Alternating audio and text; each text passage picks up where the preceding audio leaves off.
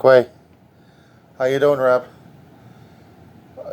I wish I could be a hell of a lot better right now. Hi, Nanai, how you doing? It's 2:25 on Saturday afternoon, the 20th of February, 2026. Mark this on your calendar. All hell breaking loose, and the world's coming to an end. The United States attacked this past midnight, and so did Israel. Two carrier groups, one stationed in the Persian Gulf, the other one was stationed in Mediterranean, plus military assets from Israel, one after Iran. You've been watching it. You've been scratching your heads on this one, and you've probably been keeping the bile in check. Needless to say, I don't think ginger tea is going to help me calm down, but I'm hoping with chamomile and ginger it'll be something to deal with. Because right now, I was not trying to pay attention enough to the news. I mean, this morning I did.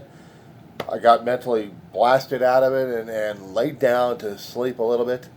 And I slept about 2.5 hours, and it was a pretty good sleep. It was a needed rest, Reverend. Believe me, I needed it. And so did she. So did she. She's alive. She's just spilling her food dish all over the place, both of them. Both the hamburger rice mixture and the dry food all over the damn place. And here comes CNN. Breaking news. President Trump confirms that Iran's Supreme Leader Ali Khamenei was killed in these ongoing joint U.S.-Israeli strikes on Iran. Senior administration official tells CNN that President Trump made the decision to go ahead with these strikes after coming to the conclusion that Iran's current leadership structure would never give up its nuclear enrichment program. They've rejected every opportunity to renounce their nuclear ambitions, and we can't take it anymore. Instead, they attempted to rebuild their nuclear program and to continue developing long-range missiles that can now threaten our very good friends and allies in Europe, our troops stationed overseas, and could soon reach the American homeland. Soon is doing a lot of heavy lifting in that line. CNN senior international correspondent Fred Plankin joins us now. Fred, what more are you learning? He's in Berlin. Hi, Jake. Well, I was covering those talks in Geneva last Thursday between the United States and the Iranians, and afterwards the Iranians told me they actually believed that things were moving towards a deal, and they believed that the deal could be reached very quickly. It was quite interesting because one senior Iranian official said that there were still some pretty tough issues between the United States and the Iranian negotiating teams. However, they did say that nuclear enrichment, was actually not one of those big issues. They believed that a deal could be reached in that regard. As you can imagine, there's many within the Iranian power structure who are quite angry at the fact that these strikes are now taking place. A couple of hours ago, I was actually able to speak to the spokesman of Iran's foreign ministry, and I asked him about this current situation as the United States and Israel have launched this military campaign. Here's what he had to say. Do we have any other choice other than defending ourselves against this unjust war? We didn't welcome this war threat. It was imposed on us. We were in the diplomatic process, and we were there with all good faith and seriousness. But it was the American side that decided to be tempted to be dragged by Israel into another war, which seems to be another unending war in our region. The only beneficiary of this war would be Israel. How long can Iran keep fighting this war? We have to defend ourselves. And I think it is for our military people, for our brave armed forces to decide how to respond. That's the spokesman for Iran's foreign ministry, Ismail Baghai, speaking to me earlier today. The Iranians obviously saying their retaliation, Jake, is in full swing. One of the things they did say is they believe, at least militarily, as far as their response was concerned, they were better prepared than last time in June of the past year, when, of course, they were confronted by the Israelis and then later by the United States. Obviously, some of the strikes that have been happening in the region, in the Gulf region, certainly, they say, shows the fact that a lot of their missiles certainly are reaching their targets, Jake. All right, Trip Lycan, thank you so much. Appreciate it. CNN Global Affairs analyst Brett McCurk joins us now. He's worked for several administrations, Democrats and Republicans in this area. All right, let's start with who... MSNOW.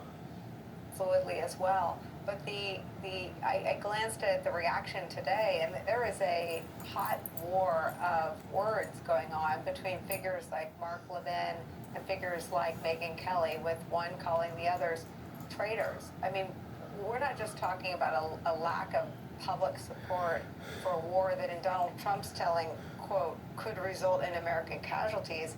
Donald Trump's own coalition, which has shrunk to about 34 to 36% of the American public based on the best current polling available, is fighting amongst itself. What does that do to the men and women of the military and their families? The trust in your chain of command is paramount for every man and woman in the armed forces, any armed forces, but particularly our own because of the nature of our government. And when they lose faith in their leadership, when they suspect, and these are very, very bright young men and women, when they lose faith that they don't believe that the senior leadership will have their back, that the senior leadership understands where all this needs to go, then they see themselves as extremely vulnerable, and they start looking left and right, and they start looking for who's in charge. And if you can't answer that question properly, then you've got a real morale dilemma on your hands. Now, the chain of command down to the first sergeant level, the squad leader level, the company commander, and on, all that's going to function very well. But our very bright young men and women in uniform look at the big picture. They are strategic thinkers. And if they don't believe that the United States knows what they're doing, that's a real problem for the chain of command. Robin, you write this, quote, recent polls have shown that Trump does not have broad support for this war, which arrives at a time when Americans are focused most on their own economic woes. There are also growing questions about the war's legality, whether it violates international laws, the UN Charter, or the U.S. Constitution. Your thoughts on the lack of public support, even deep within Donald Trump's most prominent supporters in the MAGA media ecosystem? Well, all the polls recently, even before this campaign began, indicated that Trump did not have support for a military operation against the Iranian regime. At the same time, I think Americans don't support, the idea of a continuation of Iran, but in many ways Trump faces the same problem as the Iranian regime, that the majority of people don't necessarily support its actions.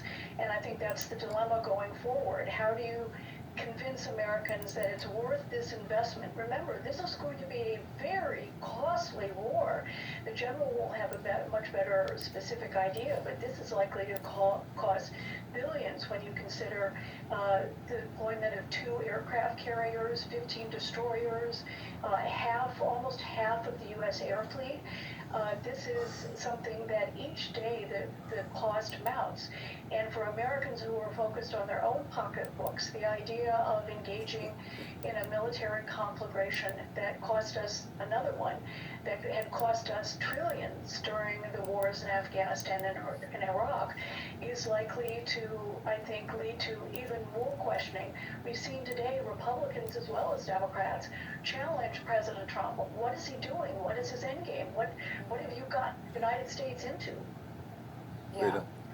It is striking to see all of the vocal dissent. It is ideological. They have been isolationists from the inception of the MAGA movement and its takeover of the Republican Party and its sidelining of figures like Lindsey Graham and Mitch McConnell.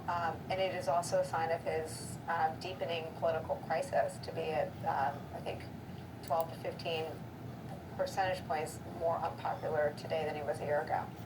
There's one central tenet in the Trump administration while he was campaigning that I think was so pivotal to getting people who were, I would call, independent voters, and certainly people who were disappointed with Joe Biden about Gaza. And I say this really quickly, that it was about the fact that he promised no more wars in the Middle East, right? He was not going to get America involved in anything involved in the Middle East. He was promising to end the war in Gaza, and that was it, and then we're done with the Middle East. And here we are, bombing Yemen, involved in Nigeria, and now engaged in a regime change war in Iran.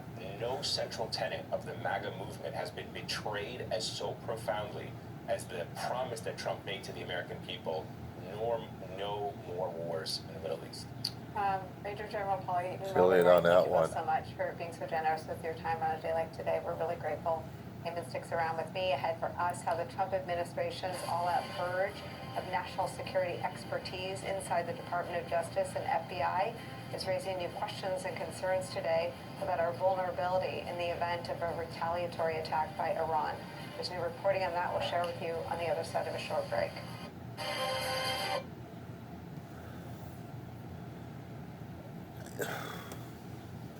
We'll talk. I hope and pray.